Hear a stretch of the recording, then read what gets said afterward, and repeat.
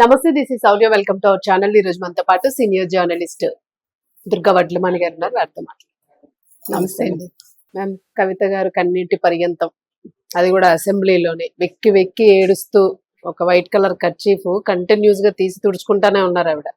So ఎందుకు అంత మనోవేదనకి గురయ్యారు? ఫస్ట్ టైం అంతగా ఏడడం చూస్తూ ఉన్నాను నేను. అసలు ఎందుకు అంత వేదన వచ్చేసింది ఆవిడకి? దట్టు అక్కడ అసెంబ్లీలో అంటే చూడ్డానికి కూడా కొంతమందికి అది అంటే ఆమె ధైర్యాన్ని కోల్పోయినట్టు, ఆమె గట్స్ డౌన్ అయిపోయినట్టు అనిపిస్తుంది. సో దీన్ని మనం ఎట్లా తీసుకోవచ్చు? ఎందుకు అంత హట్ అయ్యారు? అంటే ఆడవాళ్ళకు ఉండే ఒక అస్త్రం ఇది, నన్ను అడిగితే. అంతే అంటారు? నాకైతే ఇప్పుడు ఏమో భావోద్వేగాలు ఉంటాయి, కాదని నేను అంటలేదు. కానీ ఒక పార్టీ పెట్టి రాజకీయంగా ముందుకు వెళ్ళాలి అనుకున్నప్పుడు ఆవిడ ఈ రకంగా ఏడ్చి ఉండకూడదేమో.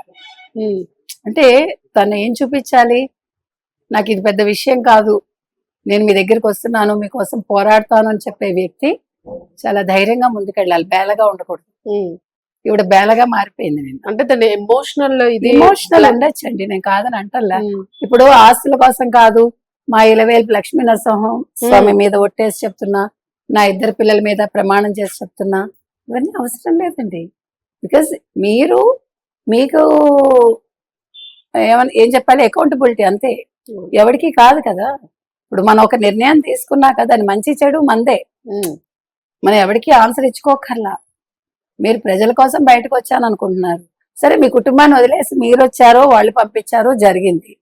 అంటే మీరు కనుక గమనిస్తే కనుక అయితే ఇది కవితే కాదు, అటు షర్మిలే కాదు, అటు చూస్తే సుప్రియా సూలే మహారాష్ట్ర, తర్వాత ఇప్పుడు ఇంకా చాలా మంది ఆడవాళ్ళు. అంటే మీరు మొదటి నుంచి మొత్తం రాజకీయాలు మనం పరికిస్తే కనుక అయితే, ఇప్పుడు ఇందిరాగాంధీకి ఒక ప్లస్ ఏమైంది, ఆవిడకి అన్నదమ్ములు లేకపోవటం, వారసురాలుగా వచ్చేసింది. అదే ఒక అన్నో తమ్ముడో ఉండుంటే తెలియదు మనకి. అవును. ఇప్పుడు ప్రియాంక గాంధీ, రాహుల్ గాంధీ వల్ల ప్రియాంక గాంధీ రాలేదు. ఫస్ట్ ప్రియాంక గాంధీ పేరు వినిపించేది, ఇప్పుడు మళ్ళా ప్రియాంక గాంధీ కావాలంటున్నారు. అంటే ఇది ప్రతి కుటుంబంలోనూ జరుగుతుంది. మనది పితృస్వామ్య వ్యవస్థే, కాదనడానికి లేదు. ఈవెన్ కేరళ లాంటి చోట్ల మీకు అసలు అంత మాతృస్వామ్య రాష్ట్రం అంటారు. ఇప్పుడు మాతృస్వామ్యం నాకు తెలిసి లేదు, కమ్యూనిస్టులు వచ్చాక పితృస్వామ్యానికి మారినట్టే నా లెక్క. అక్కడ ఉన్నంత నిరుద్యోగం, అక్కడ మహిళల మీద జరిగే అత్యాచారాలు, అవన్నీ చాలా ఎక్కువ తెలుసా మీకు, అంత ఎడ్యుకేటెడ్ ఉండి కూడా. కాబట్టి మహిళలు అన్న వాళ్ళు, ఇప్పుడు నేను రాజకీయాల్లోకి వస్తానని అనుకోలేదు, నిజామాబాద్ వాళ్ళే నన్ను నిల్చోబెట్టారు, అట్లా ఎట్లా నిల్చుంటారు? అవును. ఇప్పుడు నాకు ఇష్టం లేని పని నేను చెయ్యను కదా. నా తండ్రికి ఫస్ట్ అతను ఎవరు ఫెర్నాండెస్ గారితో నేనే భేటీ కల్పించాను. అదేంటది కేసీఆర్ కి లేదా? నమ్మశక్యంగా ఉండాలిగా ఇలాంటివి. ఒక తెలుగుదేశం పార్టీలో ఉండి, ఒక అసెంబ్లీకి పనిచేసి, కేంద్ర మంత్రిగా పనిచేసిన వ్యక్తికి మీరు ఇప్పించటం ఏంటి? అంటే కొన్ని వినటానికి చాలా అబ్సర్డ్ గా ఉంటాయి. భానుమతి గారికి సినిమా యాక్టర్ అప్పట్లో, ఆవిడకి పద్మశ్రీ నేను ఇప్పించాను కె రామలక్ష్మి అంది. కె రామలక్ష్మి గారు ఇప్పించటం ఏంటి? భానుమతి గారిని అంటే ఏ రాష్ట్రపతికి నచ్చదు ఆవిడ. అది నేను అనేది ఏంటంటే, మనం ఒక దశకు వచ్చాక మనం ఏం మాట్లాడుతున్నామో తరచి చూసుకోవాలి.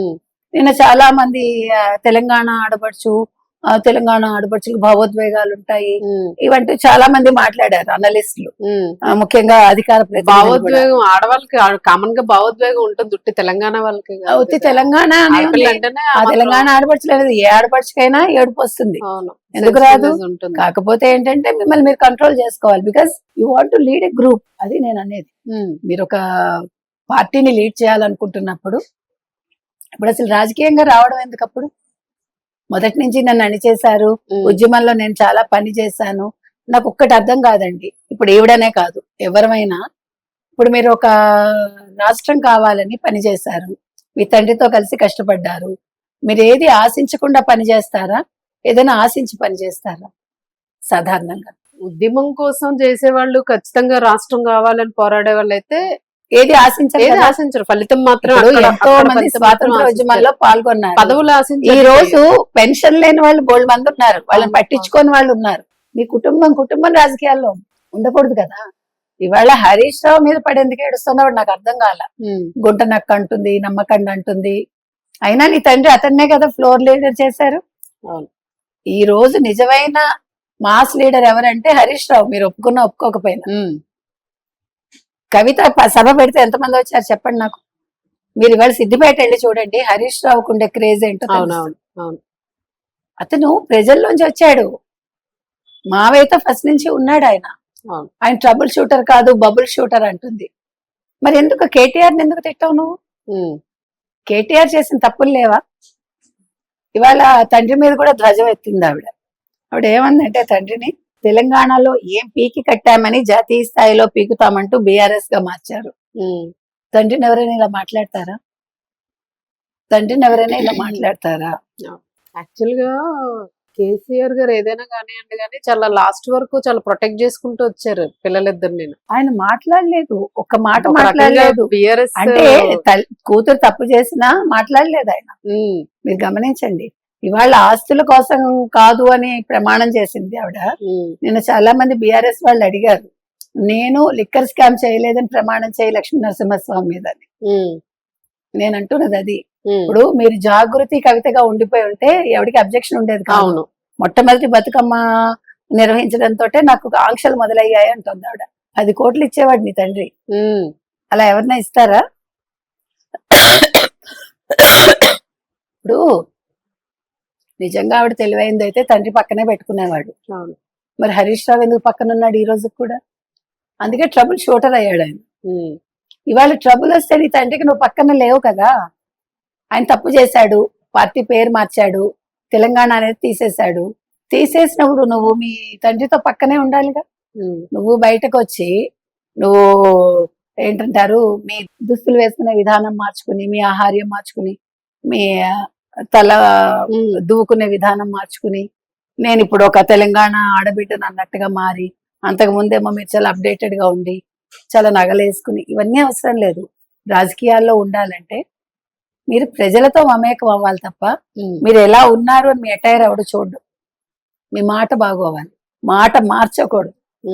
మ్యామ్ ఇప్పుడు నిన్ను ఆవిడ ఏడ్చిన విధానం ఇవన్నీ కూడా ఇక్కడ స్పీకర్ కూడా అన్నారు, మరొకసారి మీరు ఆలోచించుకోండి పదవి గురించి మాట్లాడేటప్పుడు ఒకసారి ఆలోచించుకోండి, మళ్ళా చెప్తున్నాను, గతంలో కూడా మీకు చెప్పాను నేను అన్నారు. అంటే ఆవిడ అంటే ఒక ఎమోషనల్ బ్లాక్ మెయిల్ అని అనలేము, ఎమోషనల్ గా ఏదైనా దాన్ని ప్రొజెక్ట్ చేయాలని ఆవిడ ఎక్కువ ట్రై ప్రజల్లోకి వెళ్ళాలంటే ఏదో ఒకటి చూపించాలిగా. చూసారా, మీ మంచి కోసం, మీకోసం పోరాటం చేయడానికి నేను నా పదవిని వదిలేసుకున్నాను, నా కుటుంబాన్ని వదిలేసుకున్నాను ప్రొజెక్ట్ చేసుకోవటానికి నాకు అనిపించింది. ఎందుకంటే ఇప్పుడు ఎమ్మెల్సీ వదిలేసి ఏముంది, ఏం బాగుంటుంది ఆవిడ? ఒకే పార్టీ పెడతారు, ఎంతమంది ఉంటారు పార్టీ? అవును, ఇప్పుడు డబ్బులు ఉన్నాయి కాబట్టి పార్టీ పెడతారు, డబ్బులు అయితే పెట్టగలరా? అవి ఎన్నాళ్ళు ఉంటాయి, పార్టీ పెట్టాక డబ్బులు ఎంత తెచ్చినా సరే సరిపో. అది నేను అనేది. కాబట్టి ఇవన్నీ కూడా నాకేమి అంత ఎమోషన్ అనిపించలేదు. Maybe wrong also, I don't know. ఇవన్నీ కూడా అంటే సింపతి గెయినింగ్ గా అనిపించారు. ఇప్పుడు ఆవిడ కుటుంబాన్ని వీధిని పడేస్తోంది. ఆవిడ రాజకీయాలు చేసుకోవాలనుకుంటే కుటుంబం గురించి మాట్లాడకుండా రాజకీయం చెయ్యొచ్చు. అవును, ఒకప్పుడు దానిలో చేశాను, ఇప్పుడు నేను మళ్ళీ ఇంతవరకు ఎవరు కూడా బిఆర్ఎస్ లో హరీష్ రావు కావచ్చు, కేటీఆర్ కావచ్చు, కేసీఆర్ కావచ్చు, కవిత గురించి ఒక నెగిటివ్ మాట్లాడలేదు, ఎక్కడ వినలేదు, మనం వినలేదు, మనకు తెలిసి. అంటే అది రాజకీయవేత్తగా ఉండాల్సిన లక్షణం. అది మీకు అర్థమైందా? ఎమోషన్ ఉండడం వేరు, ఎమోషన్ బ్లాక్ మెయిల్ వేరు, ఎమోషన్ మనం ఎక్స్ప్రెస్ సింపతి గెయిన్ చేయాలనుకోవటం వేరు. అది నేను చెప్తున్నది. కాబట్టి కవిత నిన్న చేసిన విధానంలో నాకేవి ఆవిడ రాజకీయవేత్తగా ఆవిడ పరిపక్వత నాకు కనిపించలే. మీకు గుర్తుంటే కనుక అయితే జయలలిత చచ్చిపోయాక శశికళ జైలుకి వెళ్లే ముందు ఆవిడ సమాధి మీద ఇట్లా 3 సార్లు కొట్టి ఏదో ప్రమాణం చేసింది. ఈ రోజు ఎవడు నమ్మట్లే ఆవిడ్ని. ఆవిడ మాట్లాడుతుంటే నిజంగా చాలా కోపం వస్తుంది ప్రజలకి.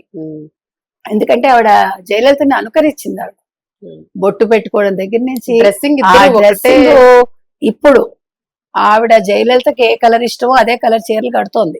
ఆవిడ ఏ మెటీరియల్ కట్టుకుందో అవే కడుతోంది. గార్డెన్ వర్ వెళ్ళినా ఏదో నాకు గుర్తులేదు. మీకు నేను చెప్పింది అర్థమైంది కదా.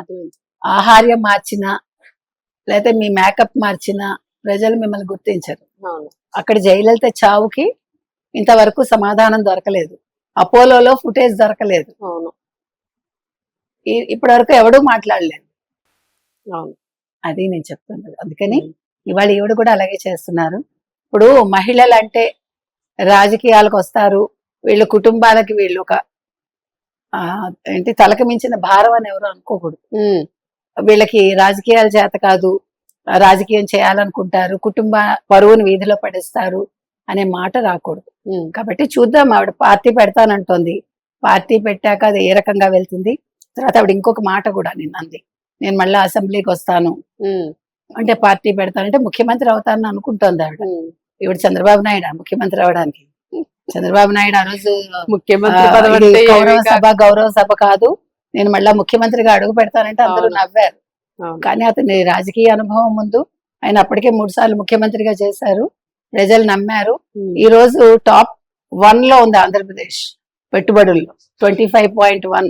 ఉమ్, ఇవాళ తెలంగాణ అట్టడుగు నుంచి 2, 3లోనో ఉంది. అంటే నేను అనేది ఏంటంటే అది అనుభవం, ఇది వచ్చి నా దృష్టిలో ఉమ్, అనుభవ రాహిత్యం. ఉమ్. కాబట్టి రాజకీయం చేయాలనుకుంటే ఆవిడ ఇంకా పరిపక్వత రావాలి రావాలి. అనేది కరెక్టే నా ఉద్దేశం. కరెక్టే మ్యామ్, మీరు అనేది ఎగ్జాక్ట్లీ కరెక్ట్. ఎందుకంటే అక్కడ ఏదో చిన్నతనం లాగా చిన్న పిల్లల్లాగా కనిపించకూడదు, ప్రొఫెషనల్ గా ఒక స్ట్రెంగ్త్ గా ఇక్కడ కనిపిస్తేనే ఆకారం ముఖ్యం కాదు, ఆహార్యం ముఖ్యం కాదండి, మన ఫీలింగ్స్ మన మాట చాలా ముఖ్యం.